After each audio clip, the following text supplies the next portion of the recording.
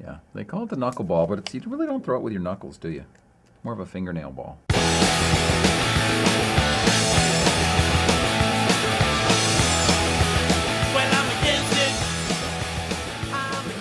Welcome, ladies and gentlemen, to today's Rowdy.com Big Six.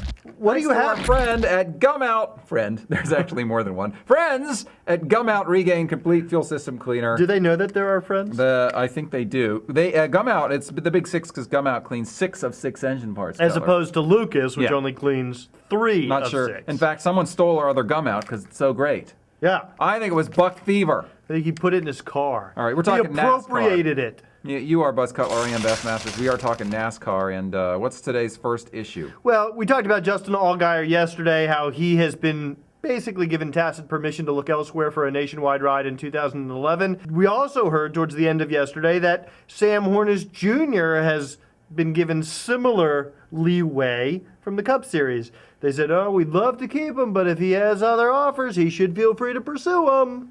You can't get sponsorship for him right now, and they'll be looking hard for it.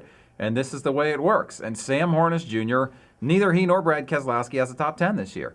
And I think at the beginning of the year, expected to see a little more from Sam. At some point, you kind of have to give up on the process. And I don't know if that point is now because they've not said, well, Sam's out and we're trying to find somebody else. But if they can't get sponsorship, he's probably not worth keeping around to run, at a loss. Yeah, well, what I had been saying was that the experiment is over and they should give Justin Allgaier the tryout in the 77. Obviously, that's not going to happen. But these are two very different situations. In Allgaier's case, Verizon is leaving the sport because of the limitations placed on their sponsorship. Mobil One is not leaving the sport.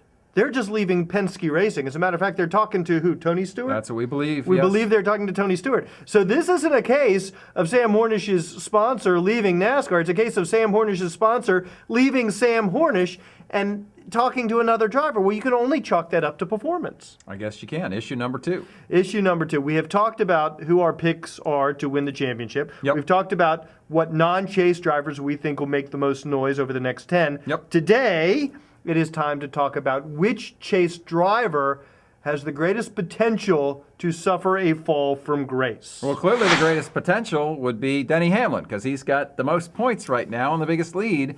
And not only that, but we have seen Mr. Hamlin and his team in the past make the kind of mistakes that can toss you out of this thing. It reminds me of Kyle Busch a couple of years ago coming in with so many wins and a nice, healthy cushion and just having a bad race at New Hampshire, having another bad race at Dover, and I think Denny Hamlin is a guy, I don't expect this from Denny, okay? I just think that he's the guy I would look at as being maybe the most likely to have that happen, although obviously it could happen to Kyle too.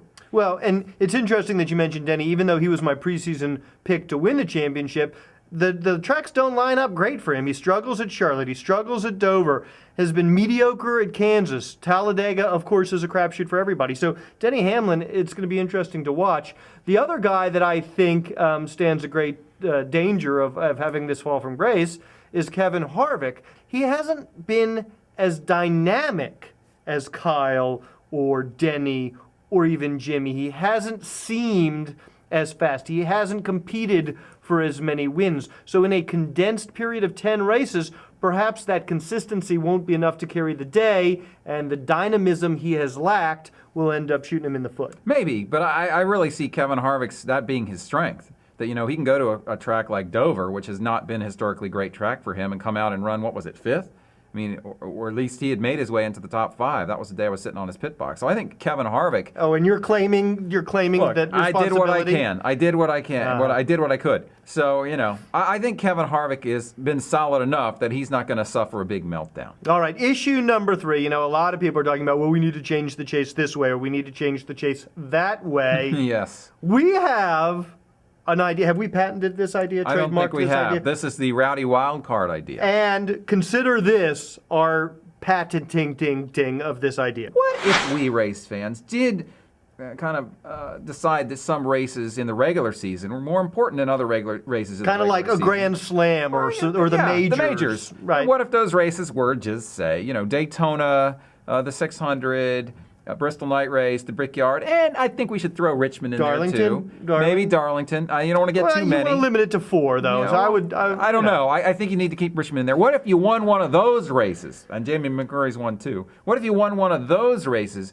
you got into the chase? And make Richmond one of them. And see, the beauty of this is not only does it give you sort of additional ways to get into the chase, but it makes those individual races that much more exciting, and it makes people go for broke. Look, if you get to Richmond and you are not chase eligible, but you've got one more shot. Everybody's got a shot. Everybody's going to want to win that race. The thing I like about that is, even though it is a little tricked up, I admit it, it's a little tricked up. But playoffs are inherently tricked up. But it doesn't trick up the championship. You would still, if you made your way in that way, you would still have to, as a wild card does in any sport. I mean, a wild card in any sport, by definition, is someone who didn't actually earn it with a regular season, but we're going to give an extra spot to somebody anyway. Special dispensation. Right? So we got beat in the regular season, but we get in the playoffs anyway. You would still have to earn it in the playoffs. You'd still have to outperform everyone for 10 races to win it. So I like that a lot better. I do think if we're going to do this, and NASCAR, I know you're listening, of course they are. We need to pull it back to a 10-person field based on points, because we stand the chance now of increasing it by 4 or 5 people based on who wins the majors. Yeah, so if you want a winner-take-all race, put some of those in the regular season and make it to get in the chase. That's a good idea. Mike, Brian, call us. We'll explain the whole deal to you. Are welcome. For Buck, what? I'm not Buck. Well, yeah, that's true. I was going to say something else about Gumout. Because we didn't mention beforehand that this has 10 times the detergency. Those are the key points. 10 times the detergency. That's like a whole chase worth of extra detergency. Yes, it is. And now we're going to say goodbye, awkwardly, I'll admit. I'm Bassmasters. He's Buzz Cutler, and we will see you next time. Rowdy.com. Say it like it is. Say what like it is? Rowdy.com.